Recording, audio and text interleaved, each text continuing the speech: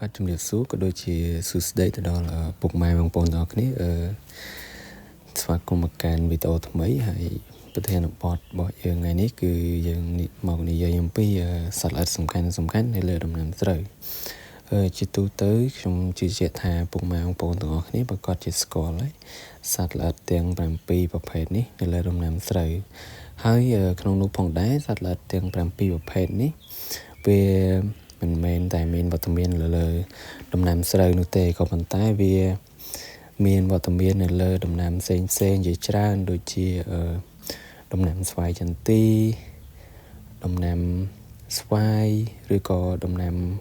ឈើហូបផ្លែផ្សេងទៀតផងដែរហើយក្នុងនោះផងដែរសត្វល្អិតទាំង7នេះគឺមានសត្វល្អិតមួយចំនួនក៏ខ្ញុំបានធ្វើវីដេអូពាក់ព័ន្ធនឹង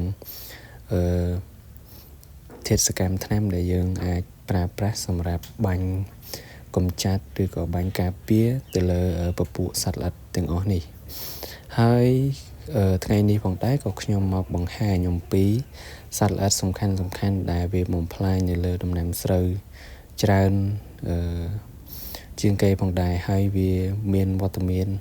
នៅលើដំណាំស្រូវសឹងតែគ្រប់ដំណាក់កាលទាំងអស់ឥឡូវយើងចូលទៅដល់ប្រធានបទរបស់យើងតែម្ដងទៅទី1គឺជាប្រភេទ trip វាតែងតែកើតមាននៅលើដំណាំស្រូវហើយជាទូទៅពពួក trip នេះវាច្រើនតែកើតនៅដំណាក់កាលលូតលាស់ឬក៏វគ្គលូតលាស់ហ្នឹងគឺតែងតែមានហើយវាក៏ធ្វើឲ្យបង្កជាបញ្ហាដល់ដំណាំស្រូវធ្វើដំណាំស្រូវហ្នឹងគឺវាអត់លូតលាស់ល្អហើយក៏ធ្វើដំណាំស្រូវរបស់យើងហ្នឹងគឺឡើងក្រហមអីជាដើមហើយទី2នេះគឺមូសប្លុងជាទូទៅមូសប្លុងក៏វាមានវត្តមាននៅលើដំណាំស្រូវផងដែរហើយជាទូទៅវាតែងតែមានវត្តមាននៅវគ្គលូតលាស់រហូតដល់វគ្គបង្កើនផលជាដើមហើយទី3នេះគឺមមេត្នោតមមេត្នោតវាក៏ជាសត្វល្អិតមួយប្រភេទដែលបំផ្លាញដំណាំស្រូវច្រាកខ្លាំងហើយវត្តមានរបស់វាជាទូទៅច្រើនតែកើតមាននៅដំណាក់កាលលូតលាស់និងដំណាក់កាលបង្កើនផលផងដែរហើយទី4នេះគឺពពួកមមេឃីវក៏វាជាសត្វល្អិតមួយប្រភេទដែលបំផ្លាញនៅពពួកដំណាំស្រូវ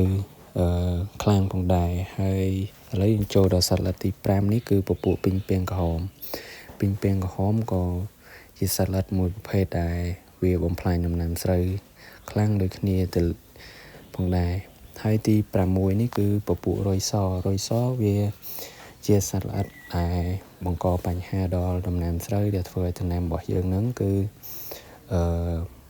លូតលាស់អត់សូវល្អសុខភាពអត់សូវល្អហើយក៏ធ្វើឲ្យដំណាំស្រូវរបស់យើងនៅពេលដែលរងការបំផ្លាញពីពួករុយសហ្នឹងគឺវាជញ្ជក់រុក្ខរសរបស់ស្លឹកស្រូវហ្នឹងធ្វើឲ្យស្លឹកស្រូវឡើងក្រហមហើយទី7នេះគឺពពួកស្រឹងជក់ទឹកដោះនេះវាតែងតែកើតមាននៅវគ្គចុងក្រោយឬក៏នៅពេលដែលស្រូវរបស់យើងដាក់ទឹកដោះហ្នឹងគឺវាជក់ទឹកដោះហ្នឹងធ្វើឲ្យដំណាំស្រូវរបស់យើងហ្នឹងគឺវាស្កកវាអត់ដាក់គ្រាប់បានពេញល្អហើយទាំងអស់នេះគឺជាសត្វល្អិតទាំង7ដែលវាបំផ្លាញនៅដំណាំស្រូវច្រើនជាងគេហើយក៏វាមានវត្តមាននៅលើដំណាំស្រូវខ្លាំងផងដែរហើយក្នុងនោះផងដែរវីដេអូមុនក៏ខ្ញុំធ្លាប់បានធ្វើអំពីធាតុសកម្មថ្នាំដែលយើងអាចប្រើប្រាស់ដើម្បីកម្ចាត់នៅពពួកសត្វល្អិតទាំងអស់នេះក៏ប៉ុន្តែនៅមានសត្វល្អិតមួយចំនួនដែលខ្ញុំមិនទាន់បានធ្វើហើយនៅវីដេអូបន្តទៀតក៏ខ្ញុំនឹងធ្វើបង្ហាញជូនពុកម៉ែបងប្អូនទាំងអស់គ្នាផងដែរអំពីធាតុសកម្មថ្នាំដែលយើងអាចកម្ចាត់ឬក៏ការពារនៅពពួកសត្វល្អិតទាំងនោះហើយចំពោះនេះគឺជាចំណុចចុងក្រោយហើយក៏សូមអរគុណទៅដល់ពុកម៉ែបងប្អូនទាំងអស់គ្នាដែលបានតាមដាននិងទស្សនាតាំងពីដើមរហូតដល់ចប់